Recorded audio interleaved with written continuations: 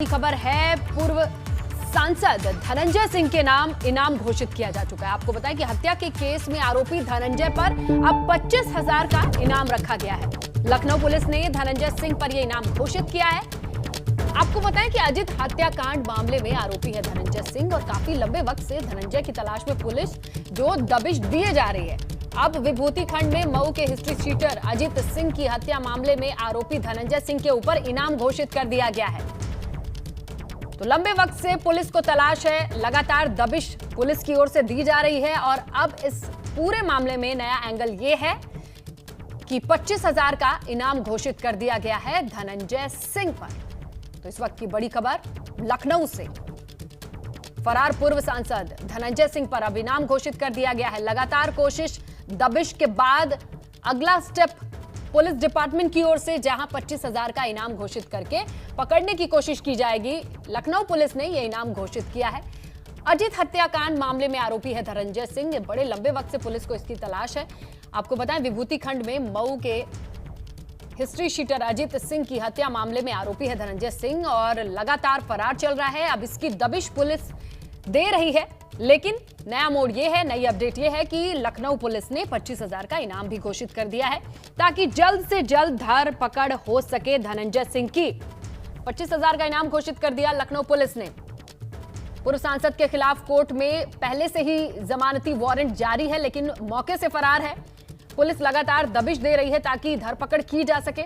धनंजय सिंह को पकड़ने के लिए उसके ठिकानों पर पुलिस ताबड़तोड़ दबिश भी दे रही है, लेकिन लगता है कि यहां पर एक कदम आगे बढ़ाना पड़ेगा। दबिश के बावजूद भी ये हाथ नहीं आ रहा है धनंजय सिंह, इसलिए अब जो नेक्स्ट स्टेप है, जो अगला कदम है, वो है 25,000 इनाम घोषित किया जा चुका है। विवेक त्रिपाठी से बाकी की डिटेल लेते हैं। विवेक, लगातार पुलिस की कोशिश रही है, दबिश पे दबिश दी जा रही है, लेकिन लगता है सफलता हाथ नहीं लग रही। जी, इसमें लगा, आप सही कहेंगे, धनंजय को पकड़ने में पुलिस इस समय सफल नहीं हो पा रही है, क्योंकि वो माफिया भी है, गैंगस्टर भी है और पॉलिटिकल कनेक्शन भी है उसके, इसलिए उसके पास छिपने के बहुत सारे ठिकाने हैं। तमाम प्रदेश में और अन्य प्रदेशों में भी उसके जो मददगार हैं वो इस समय पूरी तरह से मदद कर रहे हैं।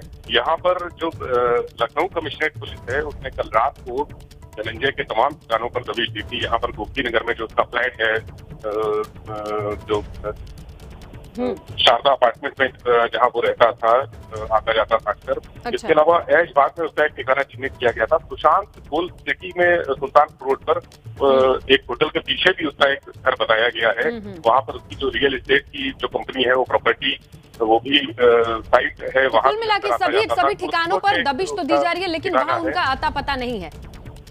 हाँ, आता पता। चलिए, आप हमारे साथ बने रहिए। तो आगरा में ताजमहल को बम से सूचना देने वाले की गिरफ्तारी हुई है। आपको बताएं कि फिरोजाबाद के नारखी थाना इलाके के युवक को गिरफ्तार किया गया है। मानसिक तौर पर यह असंतुलित बताया जा रहा है। युवक ताजमहल में बम की सूचना देता है और उसके बाद से हड़कंप मच जाता है। सर्च ऑपरेशन के बाद ये बम की खबर झूठी निकली थी, लेकिन इसी बीच जो अफरा तफरी का माहौल था, जिस तरह की गतिविधियां थी, वो वाकई परेशान करने वाली है। जहां पर अब इस शख्स की गिरफ्तारी हुई है, फिरोजाबाद का रहने वाला है। अब पाया यह गया है कि मानसिक रूप से उतना संतुलित नहीं था, इसकी मानसिक स्थिति ठीक नहीं है। हालांकि अब इन चीजों की जांच होगी और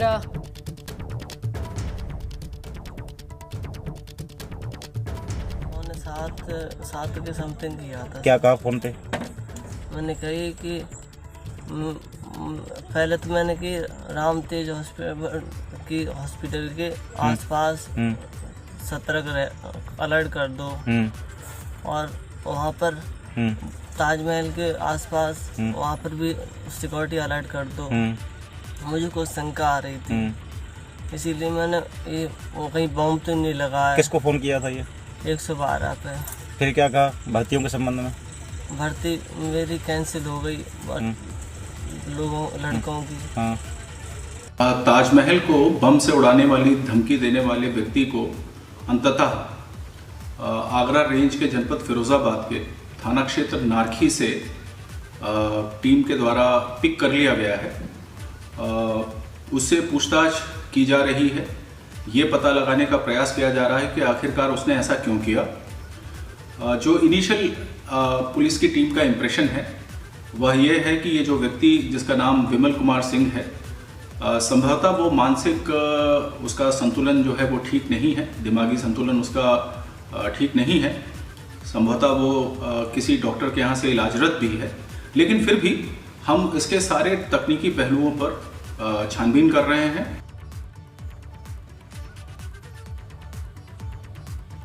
चलिए, अभी क्या स्थिति है ताजमहल आने जाने वालों के लिए, क्या परिस्थितियां हैं, जानकारी लेते हैं सहयोगी नितिन से। नितिन, ये बताइए, अब तो जो सिचुएशन है नॉर्मल हो चुकी होगी, लोगों की आवाजाही सुचारू है?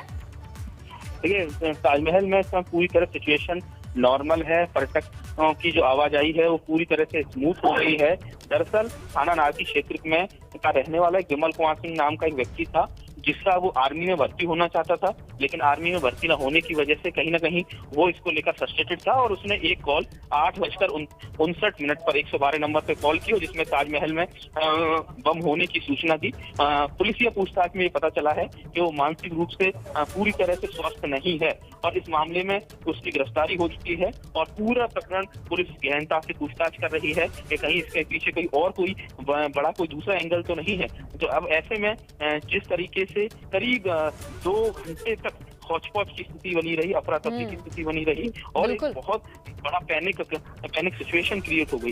कुल मिला के अब पूरी तरह से ताजमहल में जो पर्यटकों की जो आवाजाही है वो सुचारू है और पूरी तरह से जो प्रशासन है वो पूरी तरह से अब नॉर्मल है। लेकिन कुल मिला के इस तरीके से इस मामले में जो पूरे घटनाक्रम रहा, कहीं ना कहीं उसने सुरक्षा एजेंसियों की नींद जरूर उड़ा दी थी और कहीं ना कहीं बहुत बड़ा चुनौती प्रशासन के लिए थी। अगर वाकई में ये एक तरह से अगर बिल्कुल नितिन, कुल मिला के राहत की सांस तो ली जा रही है, लेकिन हाँ, अफरा तफरी की स्थिति काफी सुबह सवेरे ताजमहल में देखने को मिली। आपका शुक्रिया नितिन तमाम जानकारी के लिए।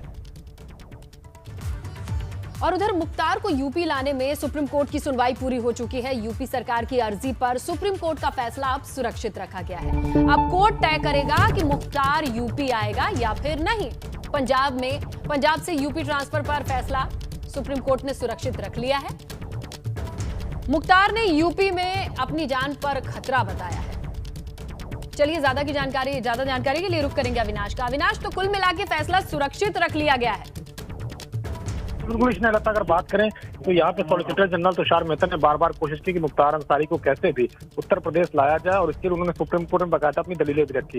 वहीं अगर बात करें तो सुप्रीम कोर्ट में मुख्तार अंसारी के वकील मुकुल रोहतगी ने कहा कि मुख्तार हर सुनवाई में वीडियो कॉन्फ्रेंसिंग के जरिए पेश होने के लिए तैयार है। जब भी सुनवाई होगी वीडियो कॉन्फ्रेंसिंग होगा, जिसके जवाब में अगर बात करें तो उत्तर प्रदेश के वकील ने यहाँ तक कह दिया कि अगर वीडियो कॉन्फ्रेंसिंग से ही सुनवाई करनी है तो फिर विजय माल्या को भारत लाने की क्या जरूरत है, उसकी लंदन से भी सुनवाई हो सकती है। हालांकि तल्ख टिप्पणियां देखने को मिली। सुप्रीम कोर्ट ने फिलहाल अपना फैसला सुरक्षित कर लिया है। अब सुप्रीम कोर्ट तय करेगा कि किस दिन उसको फैसला सुनाना है।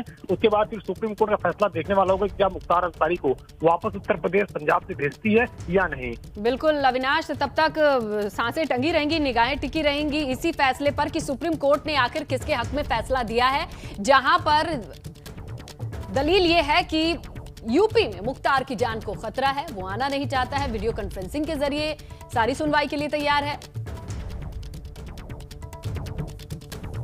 और यूपी में शिक्षा का स्तर और बेहतर बनाने के लिए कई कदम उठाए जा रहे हैं। पीलीभीत में इसका जीता जागता उदाहरण देखने को मिला है, जब डीएम और एसपी शिक्षक बनकर स्कूल पहुंच गए और पाठशाला शुरू कर दी। देखिए रिपोर्ट।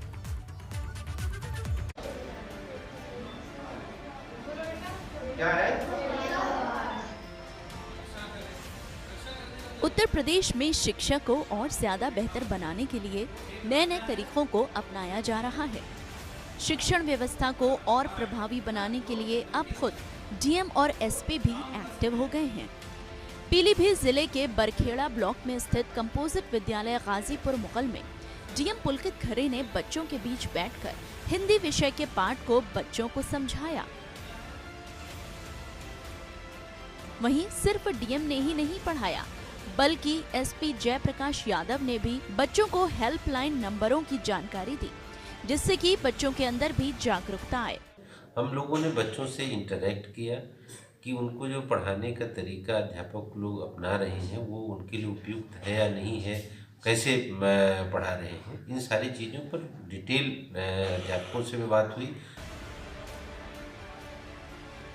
बच्चों के बीच पहुंचे एसपी और डीएम को बच्चों से बात करने का मौका भी मिला। वहीं विद्यालय की व्यवस्थाओं का भी जायजा लिया गया।